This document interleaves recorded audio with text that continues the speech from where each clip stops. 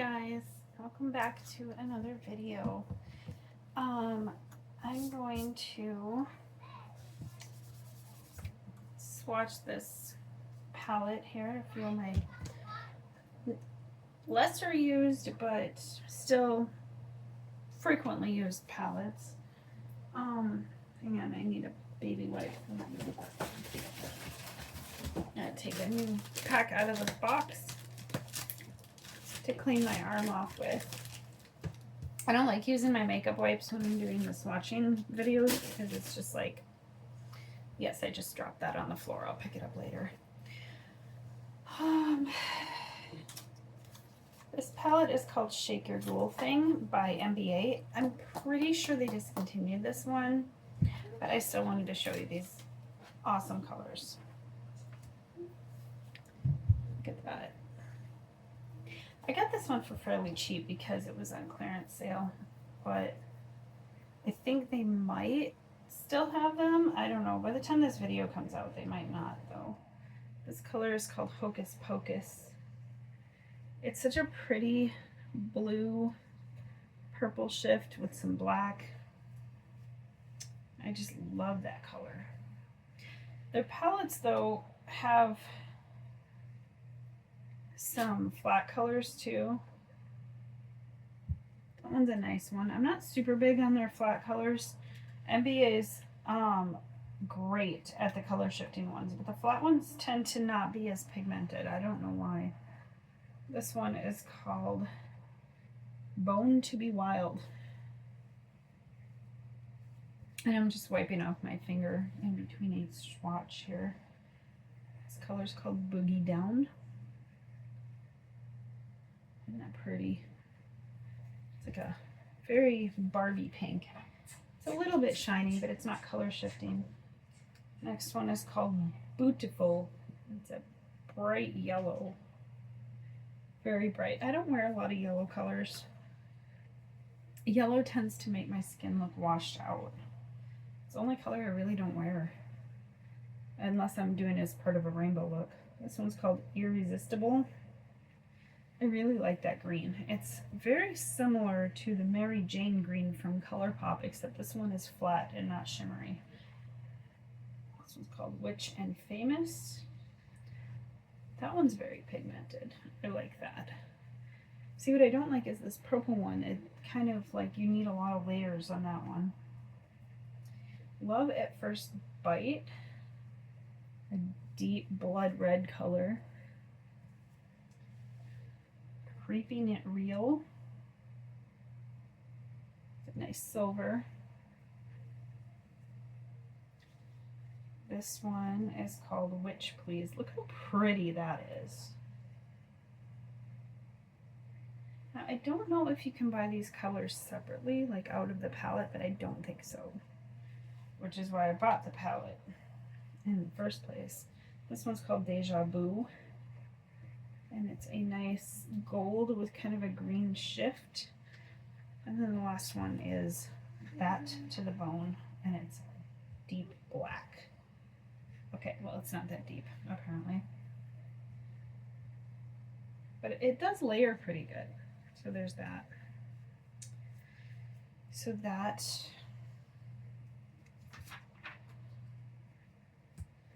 is Shake Your Ghoul Thing by MBA.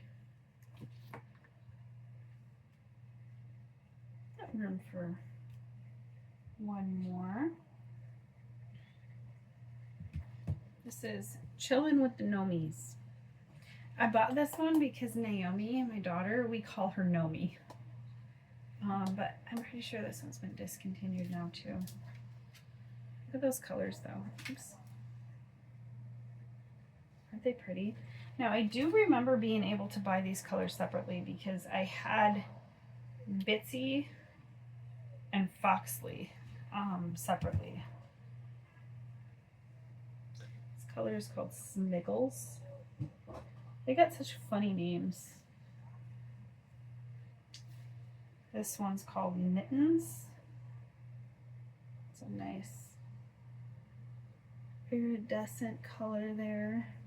We got a red and pink and peachy. This one is called Whizzle. This one has got a more glittery texture. Bitsy. It's a very soft formula, the Bitsy one. And it's a nice Barbie pink with sparkles, lots of sparkles. This one's called Half Pint. This one reminds me of the makeup that I wore back in the 90s and early 2000s. I would wear silver or black lipstick and white eyeliner and a silvery pink like that, but I think it was by CoverGirl, and I'm pretty sure they don't make it anymore. This one is called Blinky. Ooh, look how pretty that is. Foxley. It's a shimmery purple. You see that real well? I don't know if the camera's picking it up very good. This one is called Dinwiddle. It's kind of a metallic color. And Bingles. Look at that. And now I am a rainbow.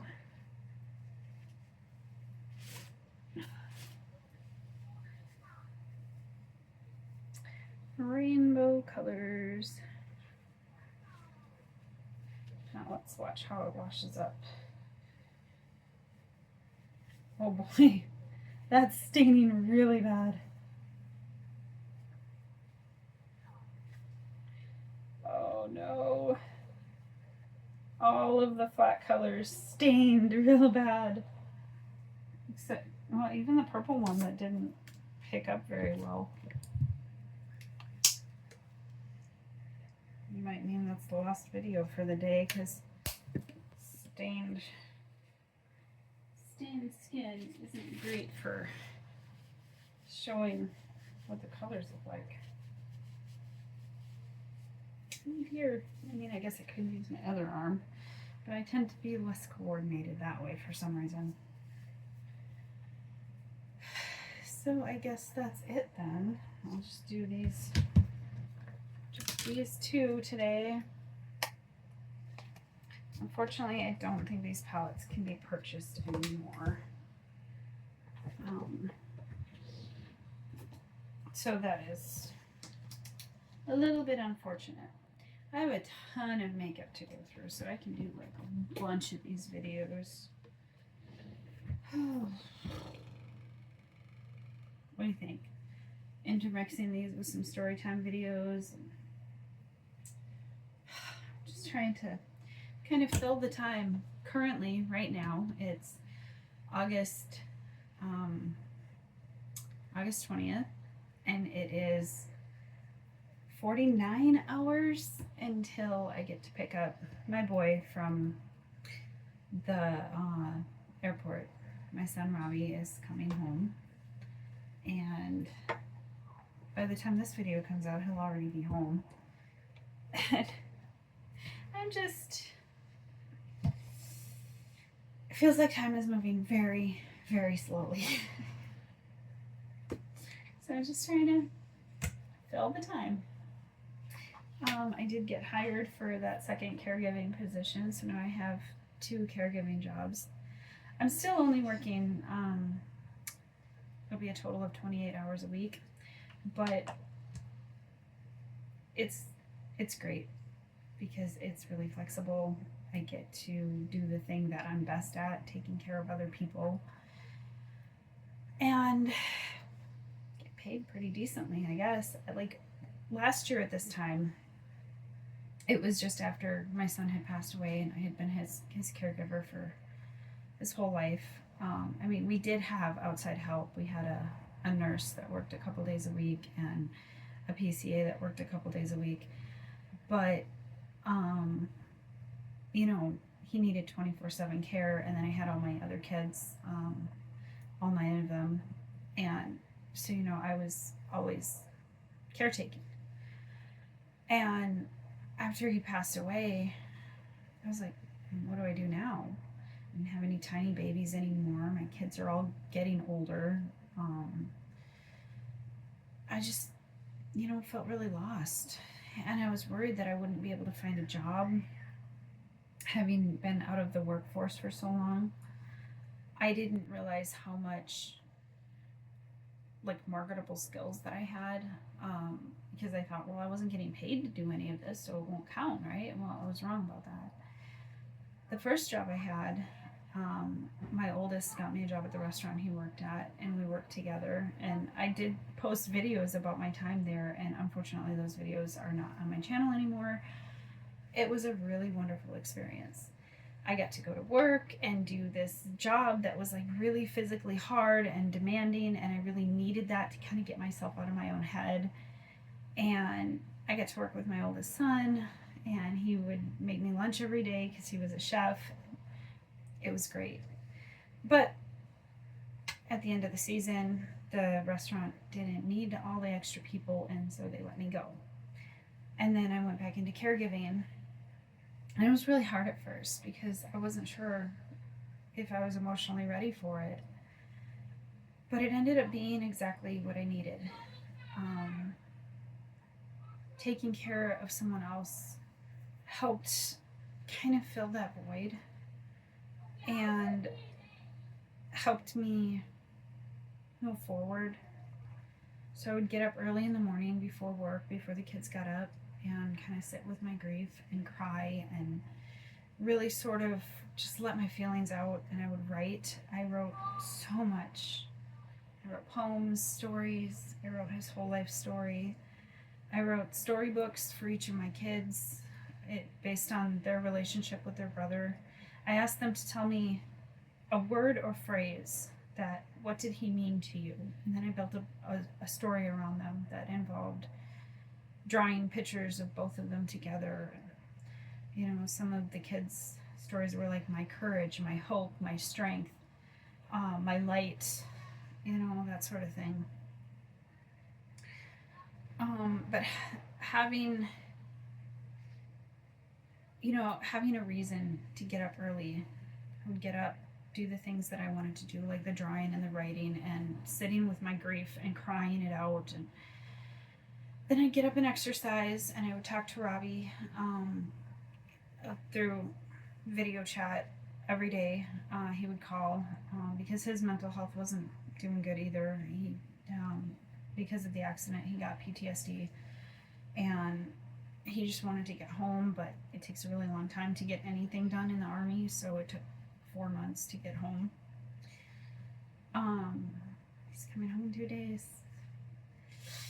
Anyway, and so I'd get up, get the house cleaned and everything, and then by the time everybody got up, I would do the morning stuff with the kids and then go to work. And even though I was only working a few hours as a caregiver, it just gave so much motivation, pushing me to get out of the house every day, and it really helped. And being able to pour that care into other people really helped. And so now I'll be taking on another client, and maybe more in the future. I don't know. Caregiving is not the career I set out to chase. It's the career that found me. I tried so many different things over the years. Even when I was a homemaker, I was running small businesses out of my house. I did everything from raising animals to baking and canning foods, and I made cloth diapers, handmade cloth diapers that I sold online for several years. I did quilts, and I made handmade stuffed animals and illustration. I illustrate my own books, and I also illustrate other people. I still love doing that, but as far as like a career, I was never able to get enough to make it as a career artist. And then I did I do lawn care. I still do lawn care, mostly for elderly neighbors that can't afford to pay a lot. So, you know, a lot of it is just I do it because they need it. I do housekeeping. Currently I only have one housekeeping client, but well, no, that's not totally true. I have two others, but it's less frequent. Um, but that wasn't a thing that I wanted to go full scale with either. Like, not for a career. I spend so much time cleaning at home too. I worked in restaurants. I worked as food service, as cashier, as I worked in a pizza place. I worked at McDonald's as a kid. I also worked in retail. None of those jobs that I did are nearly as fulfilling as caregiving.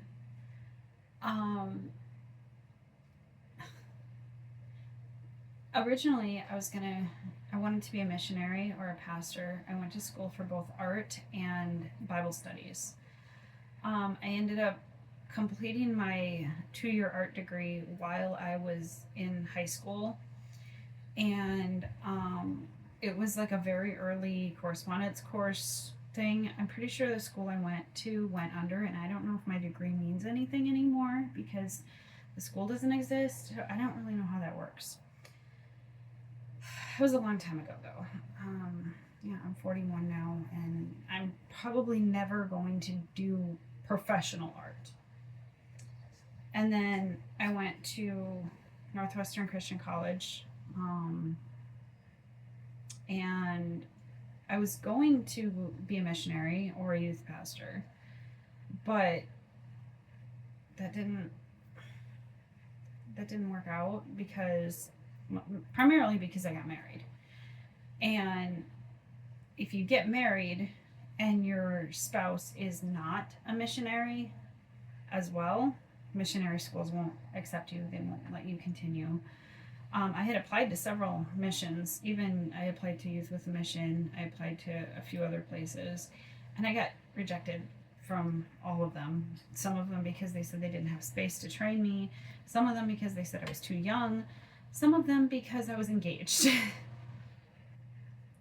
So, but actually, I'm kind of glad that happened, because as it turns out, a lot of the missionary schools that I had applied to were part of Acquire the Fire. And if you haven't seen Shiny Happy People on Amazon, you need to.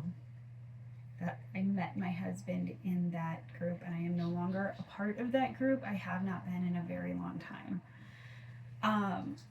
I fell into the IBLP when I was a teenager, and I kind of, after I got married, I really started butting heads with them because they put me in like the parents group forms, and I hated the way they treated their children. I was like, this isn't right, this isn't biblical, I'm not doing that. And I kind of got kicked out of the cult. Funny story. But I had also been part of, it was more of an offshoot of Acquire the Fire. It was kind of under the same banner, but it was called something else. And they weren't as intense as Acquire the Fire. Man, when I was watching that documentary, I was like, oh my gosh. Like, literally getting rejected from their mission schools and stuff probably saved my life, honestly. But anyway, so I did finish my Bible degree. I changed my classes. Instead of being 4 years, I finished in a year and a half. And because I changed my classes and decided I wasn't going to be a missionary, I wasn't going to be a pastor, I was going to get married. And in a lot of those schools, unless your spouse is also going into ministry, they won't let you if you're a girl. Yeah, I know. Very misogynistic. But anyway, I finished my Bible degree, and we got married, and I was pregnant 3 months later. So then my mission was, taking care of my kids. And I always wanted to have a big family. In fact, when I met my husband, I was seeing someone else at the time, but he didn't want kids, so we ended up breaking up. And my husband was like, I really like you, but I want to have a lot of kids. What are your thoughts? And I was like, how many do you want to have? And he said 8, and I said, I want 10. And a few months later, we were planning our wedding. Yes, that's really how it happened. Although I wanted to have 10 kids from the time I was like 4 years old.